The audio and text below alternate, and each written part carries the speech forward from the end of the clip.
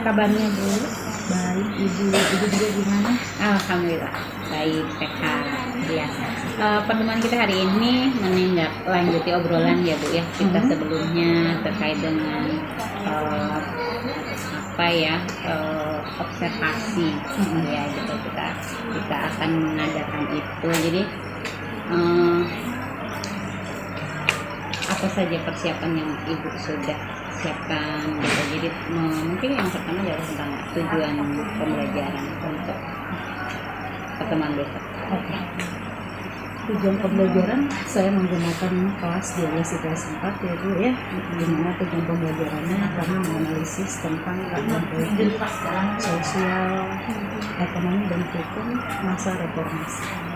Atau lebih tepatnya masa reformasi 1998 yang ada di Indonesia. Baik. Untuk area pengembangannya yang mau dicapai gitu. Yang kami capai itu tentang keadaan politik, sosial ekonomi, hukum pada masa-masa pemerintahan presiden pada masa reformasi, di antaranya ada Habibie di masa peralihan, kemudian Habibie, ada Abdurrahman Wahid pasca pemilu 99, kemudian ada pergantian dari Abdurrahman Wahid ke Megawati di 2001, kemudian ada Susilo Bambang Yudhoyono peralihan dari pasca pemilu pertama kali ke pemilihan presiden secara langsung. Jadi itu yang akan kami lihat, bagaimana segi ekonomi, sosial, politik, hukum ada perubahan tidak dari setiap tahapan presiden yang ada di Indonesia. Khususnya kalau untuk satu lagi presidennya ya Bu ya, kayak si Joko Widodo, itu memang belum kami bahas karena masih berlangsung. Baik. Ada area yang lain yang ingin dikembangkan? Area yang lain diantaranya sih selain area pengetahuan tadi, saya mencoba mengembangkan area pedagogiknya, di mana ada pengelolaan kelas, kemudian ada pembelajaran diferensiasi. Kayak tadi sih itu pelajaran yang lagi dikembangkan sekarang, jadi ya lagi bisa coba. Kemudian ada keaktifan siswa dengan metode, dan satu lagi metode pembelajaran diskusi. Baik. Kalau kita Ibu melihat kelas Ibu ini ya, yang akan Ibu nanti siapkan untuk observasi, itu kalau dari sisi kemampuan siswa sebagai aset ya, itu kalau dibuat rentang nilai 1 sampai dengan 10 itu ada di angka berapa? 47. Karena ini kelas agak luar biasa, karena kami akan mulai di pelajaran di jam 3 sore kurang lebih sampai jam 4 sore. Jadi kita lihat sebagaimana kita berhasil atau tidak targetkannya di angka itu. Oke, baik. Kemudian untuk strategi yang dipersiapkan oleh Ibu. Yang pasti saya menggunakan kelompok yang heterogen, karena kalau dia homogen kan nggak ada perkembangan. Kemudian kita menggunakan penggunaan media yang alat yang kita ada di sekolah, salah satunya adalah proyektor, kemudian pembelajaran secara diskusi. Jadi kita harapkan kalau kita mencapai tidak sama semua atau ada heterogen dalam setiap siswa, itu akan keluar dari diskusi-diskusi yang mereka peroleh, sehingga kita bisa mendapatkan satu kesamaan hasil pembelajaran yang akan kami lakukan. Iya. Kapan ini akan dilakukan Ibu? Itu kan punya jamnya hari apa saja Ibu? Selasa, Rabu dan Kamis. Hari Selasa sih lebih tepatnya, karena kalau saya Rabu dan Kamis itu saya nggak ikut sejarahnya. Yang ini pas ini materi sejarah Indonesia di hari Selasa. Baik, jadi akan dilakukan di Selasa depan ya. Baik.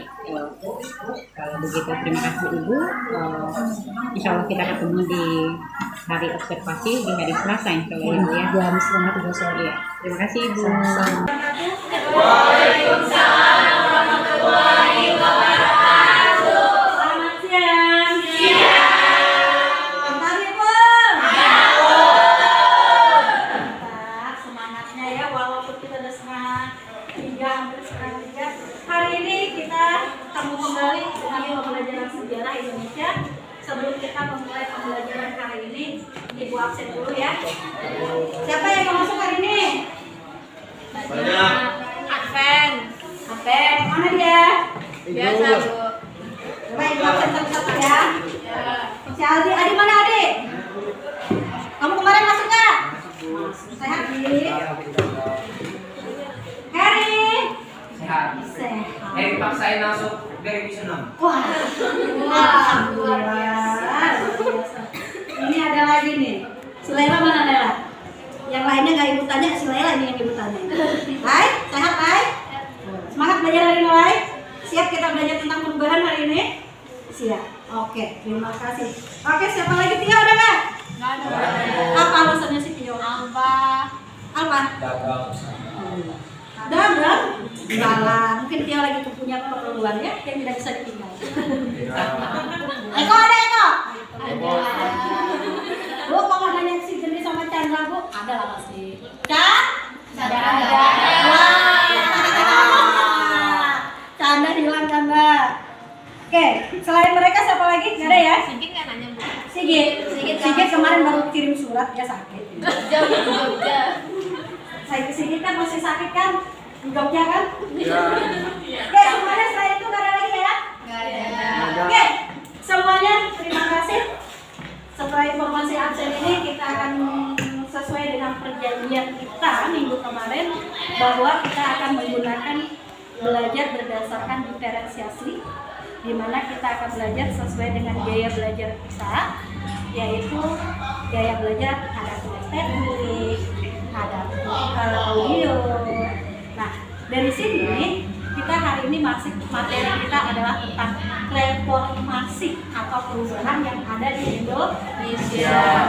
Oke, sudah bagi kelompoknya berdasarkan minat kalian atau gaya belajar kalian, di mana ada kinestetik, ada yang audio, ada yang visual.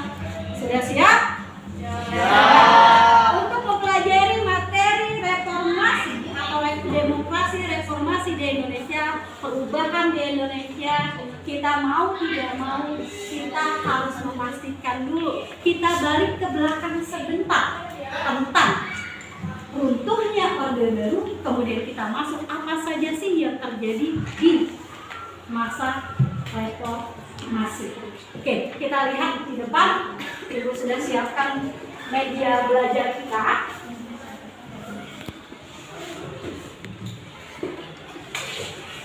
Lihat semua. Nanti setelah kita menyaksikan ini, sudah kita lihat, kemudian kalian sepertinya nanti akan kalian tahu apa saja sih yang terjadi pada peristiwa-peristiwa reformasi. Nanti kita masukkan ke depan, kita tulis di depan informasi apa sih yang kita dapat tentang reformasi. Setiap kelompok nanti silahkan tulis ke depan tentang info-info tentang reformasi. Oke? Siap? Oke, kita mulai.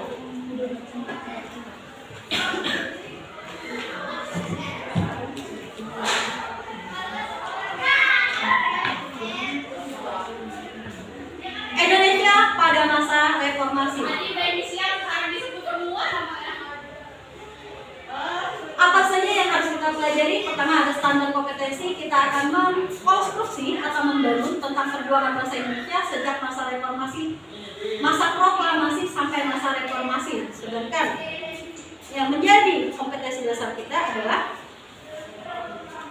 bagaimana kita membangun atau mengkonstruksi perkembangan masyarakat Indonesia pada masa reformasi, di mana yang menjadi target kita adalah mengambil hikmah apa yang bisa kita ambil hikmahnya dari masa reformasi biar jadi pelajaran kita di masa yang akan datang.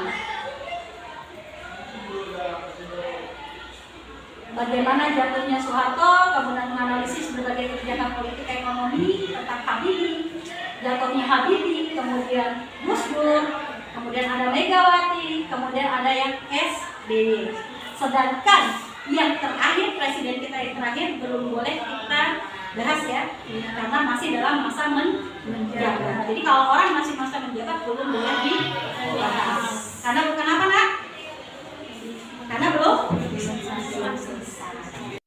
Oke, kita lihat pilihan materi kita. Pertama adalah faktor penyebabnya runtuhnya Orde Baru. Tadi ibu bilang Berbicara tentang reformasi, maka kita berbicara dulu tentang Orde Baru. Masih ingatkah Anda dengan pembangunan pada masa Orde Baru? Ini ketika kita mengirimkan beras 200 ton ke India, kemudian ini siapa yang buat? Buat pesawat terbang? Yang tahu deh, hidung apa? TPR itu apa? Televisi perkalisan, miliknya siapa? Miliknya pemerintah Indonesia. Nah, dari tadi kita lihat kasih 200 ton gabah ke India, kemudian pesawat, kemudian membangun gedung TPR itu ternyata semuanya dapat dari ternyata kemudian apa? Lihat keberhasilan baru saja Anda lihat ternyata dibangun di atas fondasi yang baru. Apa itu?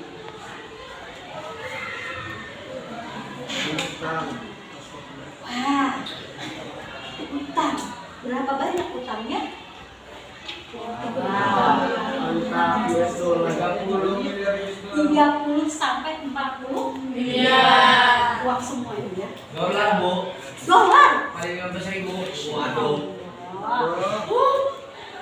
Indonesia memiliki jumlah utang jangka pendek. Jangka pendek itu yang harus segera dibayar. Kalau jangka panjang sih mungkin nggak masalah ya. Yang misalnya 20 sampai 50 tahun yang akan datang. Nah ini yang jangka pendek. Jangka pendek itu biasanya 5, dapat 3, 5, atau 10 tahun. Dan kita punya yang sangat besar sekali sebesar 30 sampai 40 miliar US dollar. Jumlah utang Indonesia semakin membengkak akibat anjloknya nilai tukar rupiah terhadap dolar. Di mana pada bulan Agustus 1997 nilai rupiah turun yang hanya tadinya yang asalnya 2.500 menjadi 4.000 per 1 dolar.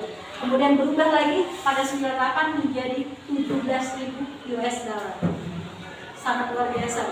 Bayangin, kalau kita tadi punya utang 30.000, kemudian dikonversikan kita harus bayar utang menjadi 17.000, tadinya yang hanya 4.000 atau 2,5 atau 17.000, makin gede ya itu utangnya. Makin besar ya. Nah, apa dampaknya bagi bangsa Indonesia? Nah ini, pada tahun ini Indonesia mengalami krisis moneter serta telah menimbulkan krisis multidimensial. Multidimensial itu kesemuanya.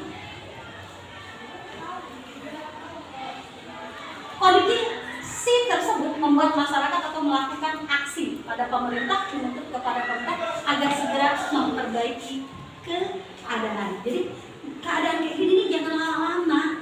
Ayo kita ubah. Karena kalau semakin lama berarti kan kita semakin kacau, kita semakin tidak punya uang, semakin lapar dan yang lain-lain, membuat bangsa makin otomatis kalau lapar pasti ujung-ujungnya pasti tinggi mahal.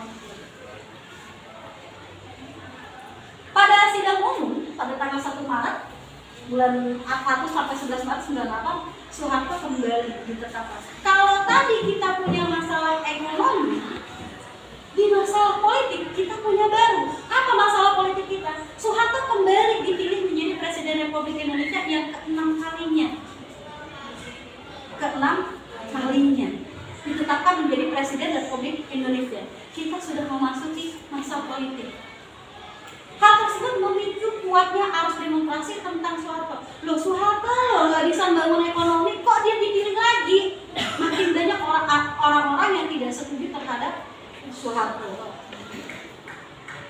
Makin lama demonstrasi itu mengarah pada kerusuhan yang tadinya mereka pelan-pelan, kemudian mereka melakukan kerusuhan. Tuntutan para demonstran itu diantaranya adalah bubarkan Orde Baru dan Golkar. Golkar pada masa Orde Baru dia bukan partai politik ya, hanya sebagai penambah atau organisasi tambahan yang boleh berpolitik.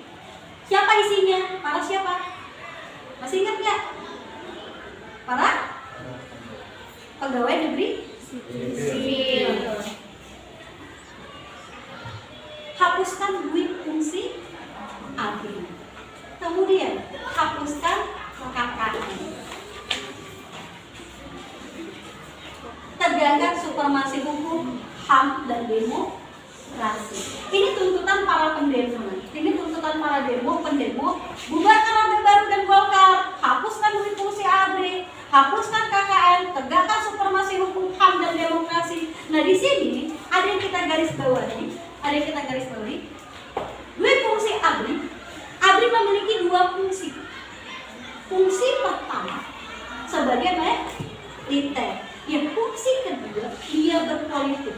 Boleh nggak orang yang megang militer dia berpolitik? Berbahaya tidak? Bahaya nggak? Bahaya. Kenapa? Karena dia bisa memaksa dengan kekuatan militer ini. Kemudian pada tanggal 12 Mei 1998 mahasiswa mengadakan unjuk rasa besar yang menyebabkan tertembaknya 4 orang mahasiswa Trisakti, diantaranya 1. Elang Mulia Lesmana, kemudian Heri Hertanto, Hendriawan Lesmana, dan Hafidin Royan. Yang kemudian mereka ini dikatakan kemudian nanti suatu ditetapkan sebagai pahlawan reformasi. Peristiwa tragis ini dikenal dengan sebutan tragedi Trisakti.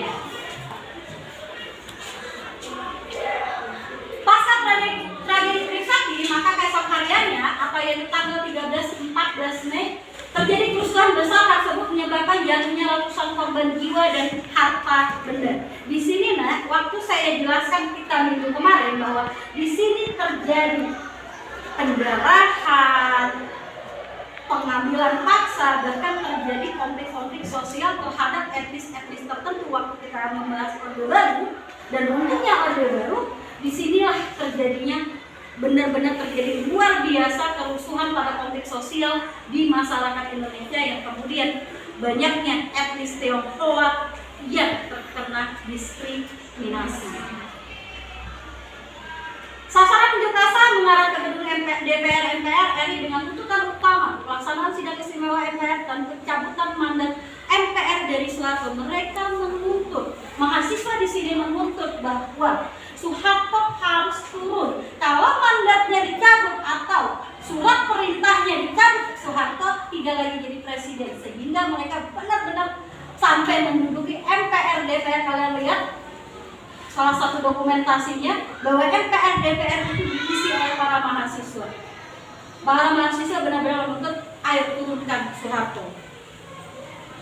Atas dasar itu pada tanggal 21 Mei 1998 jam 9 pagi lewat 5 menit di sana mereka Soeharto menyatakan pengunduran dirinya.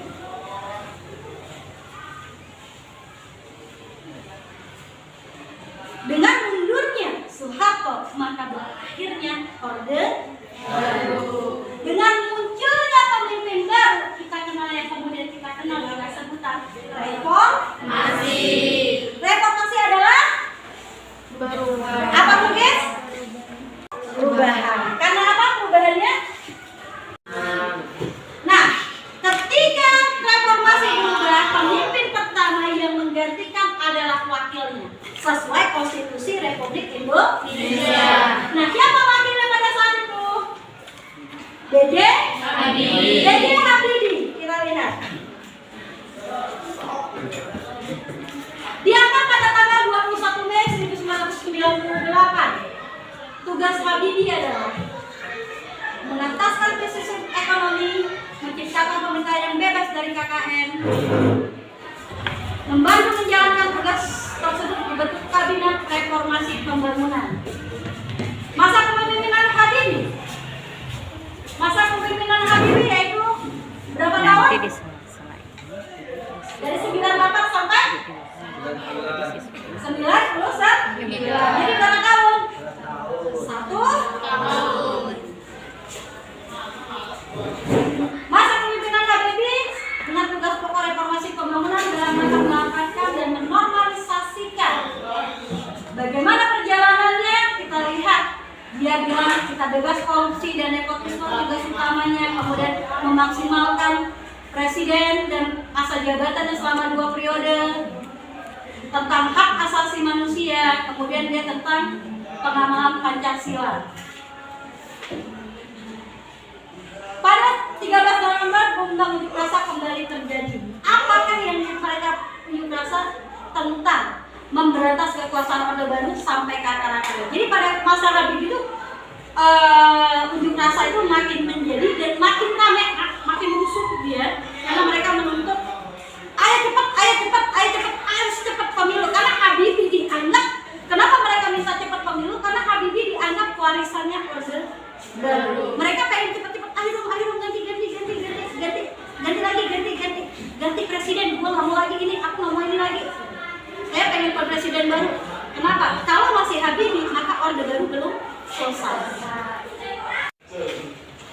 Ini yang paling terkenal dari masa Habibie. Perjalanan kekuasaan Habibie sebagai presiden diwarnai oleh lepasnya timur dari NKRI.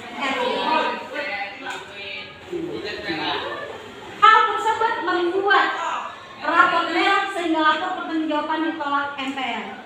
Habibie harus melepaskan Timur. Dia harus lepasin Timur kalau mau dikasih utangnya. Sedangkan Indonesia lagi dulu. Hal tersebut membuat rapor merah Habibie sehingga Habibie ketika melaporkan sidang pertanggungjawabannya ditolak MPR karena melepaskan Timur. Kemudian jadi apa Timur? Ada yang tahu? Eko tahu kok? Jadi Timur presiden. Ia pun tidak bisa mencalonkan kembali dirinya kepada bursa calon presiden di pemilu 99. Untuk menentukan presiden yang baru, anggota DPR dan MPR maka diadakan pemilu pada tanggal 7 Juli 1999. Hasil pemilu yang diikuti oleh 48 partai politik menunjukkan PDIP mendapatkan 33,74 suara, kemudian disusul Golkar, PKB, P3, dan PAN. Hasil dari kepemimpinan Habibie ini, ya, ada 47 partai politik. Kalau sekarang sih kita yang masa kita sekarang 18 partai politik. Tapi itu di luar Aceh ya. Aceh khusus untuk Aceh itu pasti lebih. Karena Aceh biasanya karena dia sudah otonomi sendiri, jadi lebih pasti ini.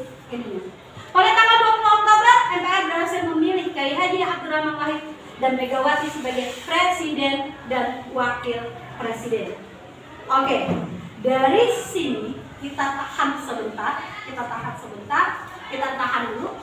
Dari sini, dari awal Orde Baru tadi sampai masa pemerintahan Abdurrahman Wahid, kita gali dulu berdasarkan kelompok kalian apa aja sih yang informasi kita dapat.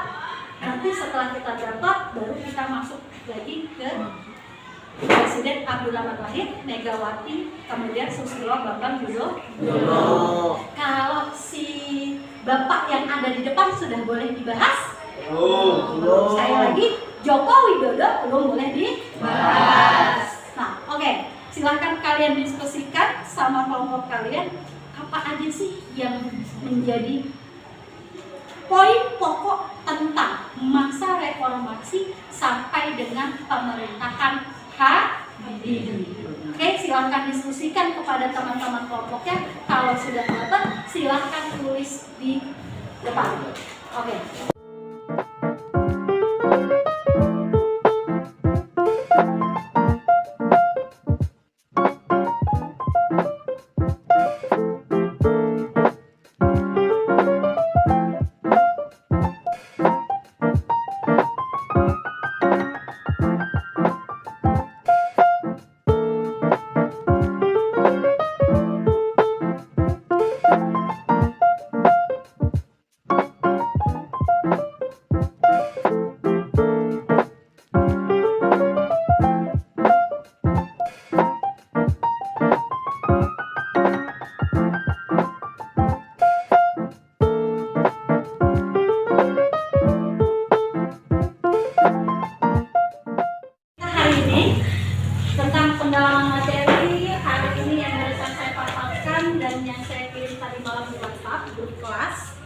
Jadi kita lihat ada beberapa yang kita dapat dan kalian mampu membuat ke depan, itu artinya luar biasa sekali. Dalamnya lagi kita akan membuat kalian kumpulkan minggu depan tentang makalah tentang agenda reformasi ini, apa aja sih yang benar-benar sudah kalian dapatkan, kalian tuangkan dan kita lihat lagi untuk mendapatkan lebih pendalaman kita tentang reformasi.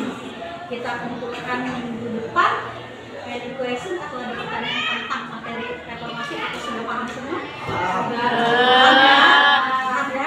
Terima kasih. Saya akhiri pertemuan hari ini. Wassalamualaikum warahmatullahi wabarakatuh. Waalaikumsalam warahmatullahi wabarakatuh. Bu Uci, jadi kemarin kita sudah melewati proses pra-observasi, kemudian observasi, dan hari ini kita melihat dari kemarin yang kita sudah lakukan ya pasca observasi. Saya ingin tahu gitu ya, proses yang kemarin itu di awal kita kan sepakat nih gitu, hal-hal yang mau dikembangkan di kelasnya Ibu itu ada pengelolaan kelas, kemudian pembelajaran berdiferensiasi, keaktifan siswa, dan metode pembelajaran diskusi. Ada 4 yang ingin dikembangkan gitu. Jadi menurut Bu Puji gitu ya, kemarin itu targetan Ibu kan mau 70 gitu, 70% kelas gitu. Jadi yang teramati oleh saya kemarin itu siswanya aktif gitu, diskusinya bisa berjalan gitu. Jadi kalau untuk saya terlihat sepertinya sih lebih dari 70 ya gitu ya. Jadi menurut Ibu seperti apa?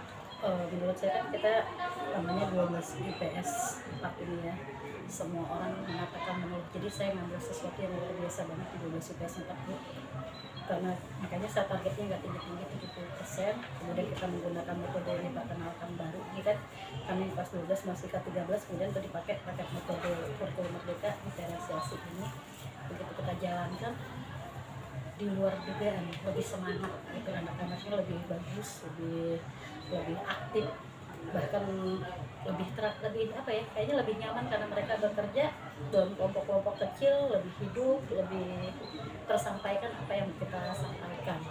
Bahkan itu kita syutingnya di 3:30 sore, ini jam 3, jam 2:30 sampai hampir jam 4 sore itu tetap hidup gitu. Jadi luar biasa sekali. Luar biasa sekali dengan program-program yang untuk penguasaan kelas dan segala macam. Ya target saya juga nggak nyangka, saya 70% kok kayaknya agak lebih sedikit nih, tapi saya nggak paham karena bukan saya yang mengobservasi. Itu sih kalau untuk saya pengulangannya baik ya, kemudian bisa berjalan sesuai dengan perencanaan, kemudian kelas diferensiasinya juga berjalan, kemudian kita siswa ya itu tadi ternyata juga dugaan mereka tetap semangat walaupun di jam sore gitu. Kemudian tentang diskusinya mereka juga berjalan gitu. Jadi itu untuk kelas observasi di kelasnya Bu Puji alhamdulillah berjalan dengan sangat baik. Kedepannya kalau saya sih melihatnya ini harus dikerjakan lagi di kelas yang lain gitu. Jadi supaya semangatnya anak-anak itu bisa kalau di kelas ini seperti ini bisa berjalan dengan baik, sepertinya bisa dilakukan di kelas yang lain seperti itu. Terima kasih atas pengalaman baru. Oke, terima kasih Ibu. Ibu terima kasih ya.